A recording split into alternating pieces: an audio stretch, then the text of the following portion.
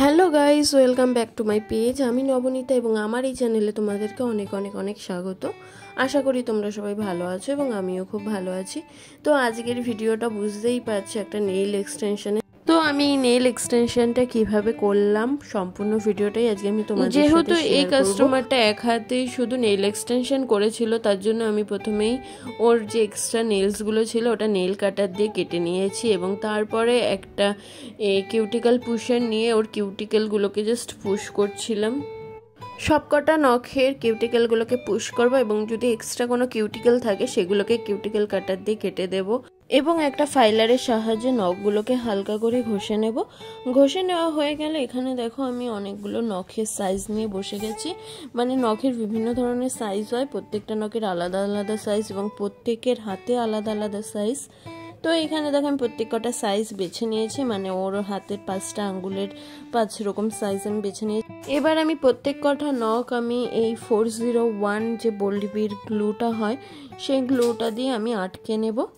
তো নখের half portion থেকে আমি প্রত্যেক কটা নখ আটকে নিয়েছি। এখানে দেখো প্রত্যেক কটা নখ আমার লাগানো হয়ে গেছে।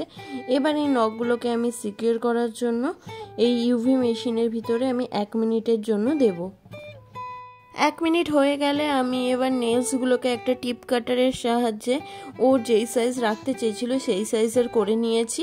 এবার আমি আবারও ফাইলারের সাহায্যে নখগুলোকে ঘষে ঘষে একদম ওর হাতের যে রিয়েল নখগুলো ছিল সেই নখের লেভেলে পুরো করে দেব। আর এই সাইজটা ও চেয়েছিল জাস্ট একটা হালকা রাউন্ড শেপ। আমার ভিডিও যদি তোমাদের ভালো লেগে থাকে তাহলে অবশ্যই লাইক, কমেন্ট, শেয়ার করে দিও। আর যারা এখন অবধি আমার চ্যানেলটাকে সাবস্ক্রাইব করোনি বা প্রথমবারের জন্য আমার ভিডিও দেখছো তারা প্লিজ আমার চ্যানেলটাকে সাবস্ক্রাইব করে দিও। তো এখানে দেখো আমার প্রত্যেক কটা নখই প্রায় ফাইল করা হয়ে গেছে আর শেপও সম্পূর্ণ করা হয়ে গেছে।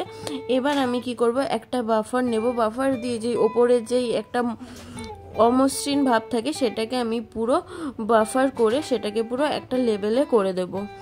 প্রত্যেকটা নখে বাফার করার পর আমি অ্যাসিটন দিয়ে প্রত্যেক কটা নখ পরিষ্কার করে নিয়েছি। এবার এখানে আমি কুলিশের বিল্ডার জেল প্রত্যেক কটা নখে অ্যাপ্লাই করে নেব। আর ফার্স্ট দুবার দেব, ফার্স্ট কোটে একদম হালকা করে দেব এবং 7 সেকেন্ড দেব এবং সেকেন্ড কোট আবার অ্যাপ্লাই করব, সেটা দিয়েও 7 সেকেন্ড দেব। সেকেন্ড কোটটা একটু বেশি মোটা করে হবে। তো এখানে দেখো আমার দুবার কমপ্লিট করা হয়ে গেছে এবং আমি একটু অ্যাসিটন দিয়ে নখগুলোকে ক্লিন করে নিয়ে আবারও একটু ফাইল করে দিয়েছিলাম প্রত্যেক কটা নখ, যাতে ওপরের যে প্লেন ভাবটা ছিল সেটা যাতে একটু খসখসে হয়ে যায়। এবং তারপর আবারও অ্যাসিটন দিয়ে একটু নখগুলোকে ক্লিন করে নিয়ে তারপরে আমি এখানে জেল পলিশ লাগাচ্ছি।